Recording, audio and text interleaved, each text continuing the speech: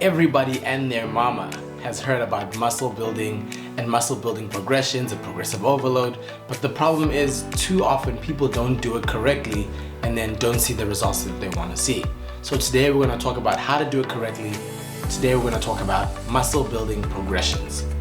Let's talk about it.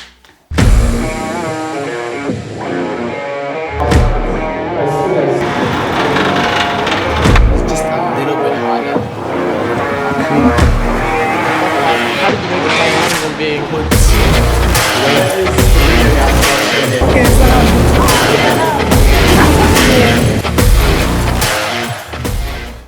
Right, welcome back to the channel, everyone. My name is Simanga Michael Njapa. I am a personal trainer and an online coach. Thank you so much for tuning into the video. Please be sure to like the video, subscribe to the channel if you have not already. The structure of this video is going to be comprised of 3 points and then, as always, a bonus point at the end of the video. So make sure that you stay tuned to that, or rather for that. And I think we can get into it now. Point number 1, and like the meatiest and beefiest point of the video, is going to be progressive overload. So what is progressive overload? Too often you'll hear from people, okay, progressive overload is when you do more from session to session, and they're correct in telling you that it's doing more in terms of effort in some way, but also there are many variables that we can manipulate in order to do more and call upon more progressions from our body. Too often people focus on the load part of progressive overload. So then they'll just load more weights, and not even in a structured manner. They'll just be like, today I feel like adding a 10. I'll just add a 10. Today I feel like doing this. And then they don't even track it. Okay, so that's a big mistake. You don't want to do that. You want to make sure that, let's say you are benching 100 kgs on the bench press, right? In order to continually see progression, and again, this differs for if you want to see strength progressions or just hypertrophy progressions. There is some carry over between the two, but if you just want to train for strength and just for hypertrophy, there will be a few differences between the two. But back to the point, when you're doing, let's say, 100 kgs on the bench, if you want to progress that in terms of hypertrophy now, you want to make sure that you're doing more from session to session. So if you do 100 kgs, 15 reps, easy-ish, and you're getting close to failure, you want to be in and around 2 to 3 reps max shy of failure, which is an RIR, which stands for reps in reserve. So you want to make sure that you're leaving in and around 3 reps max in the tank when you're doing this kind of training. So that from then you'll go, if you did 100 kgs for 15 reps, the next session you'll try get 100 kgs for 16 reps or 17 reps, until maybe I would normally progress my clients from a 10 to 20 rep range, especially if their goal is hypertrophy. So we'd go with a certain amount of load. If we did 10, we do 11 or 12, just like that, all the way until we get to up to like 20. And then I would change the load and then continue with that same progression. Now, again, I mentioned earlier about if you're training for strength, it might be different because there's different types of progression models within strength training.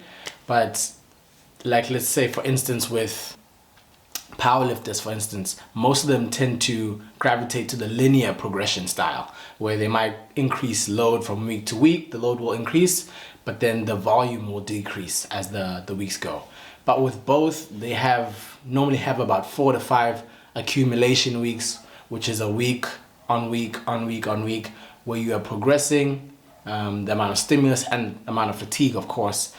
And then you have a deload week, which is either week 5 or 6, where you kind of bring things down a little bit, whether it's different movements or the same movements, but the intensity drops about half, so that your muscles, central nervous system, and connective tissues kind of have some time to repair, and then you continue again with the accumulation after the deload week. So deload weeks are also super important in order to see long-term progress.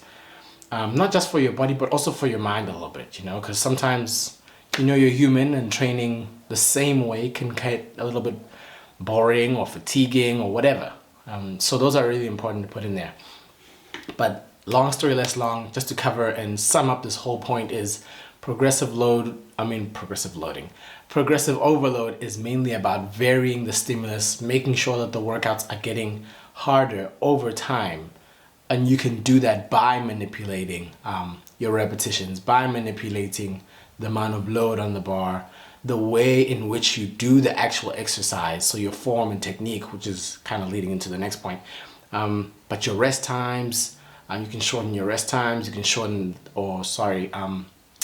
make sure that the tempo in which you're performing the movement can change. So maybe if you're doing a 2-second negative, maybe you can make it a 3-second negative and go a little bit slower on the way down.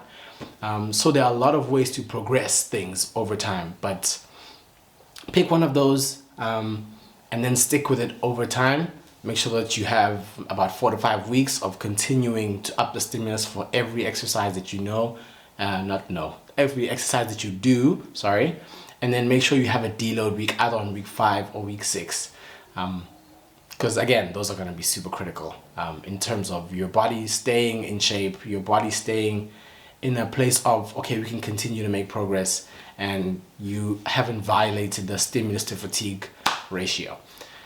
Right, on to the next point. Before I speed past that point, please do let me know if, just leave me a comment if that last point was a little bit much, if maybe I didn't explain it too well, or I did, but then it's still a little sounds like gibberish or whatever.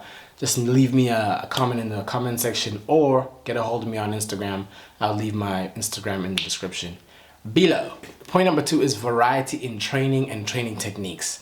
So what I mean by this is, in order, again, because we're trying to facilitate muscle building progressions, in order to progress, we have to have some sort of novelty. A novelty of stimulus calls on the best amount of adaptations for your body, because it's like, okay, this is new, I haven't experienced this, so I need to adapt to the stimulus and adapt to my surroundings. So again, we mentioned things of the point of we have to have a week to week to week where we kind of get better. We force our body to make adaptations, but there is going to come a time inevitably, because your body's super smart, or just of wear and tear mentally and physically, where an exercise that used to give you really good pumps or really used to hit certain muscle groups really well just doesn't do that anymore. So that's when you want to introduce a new exercise, a new movement that does maybe a similar kind of thing, or maybe reevaluate where your goals are, where you are in terms of your progress. Maybe you want to shift. Maybe you're trying to grow really nice legs, and then you find out, or you see that, okay, my quads are responding really well, maybe too well, to the point where my hamstrings are lagging now. So then you could either change things up in terms of, okay, let me scale it back in terms of the volume for quads and increase the volume for hamstrings, and change the exercises for my hamstrings and make them different movements. But when to do that. The best time, to do that is when you're not feeling that great pump anymore. When you've gone through maybe 8 to 12 weeks of doing that same program. You don't want to go through this thing of you just change a movement, you just change an exercise whenever you kind of feel like it. You want to have a plan. You don't want to be one of these internet warriors who's always like, just change it up for the vibe. Just this week we're doing this, next week we're doing something different to shock your body or whatever. That's not the way to make long-term progress in terms of resistance training and muscle building. Please be sure to like the video, guys. Make sure that you leave me comments below if you have any questions, and be sure to stick to the end of the video again, because we're going to go over point number 3 now, and then again, because I'm such a nice guy, I'm going to give you guys a bonus point that you can take away and think about. As always, be sure to subscribe to the channel. I know a lot of you are watching and haven't subscribed.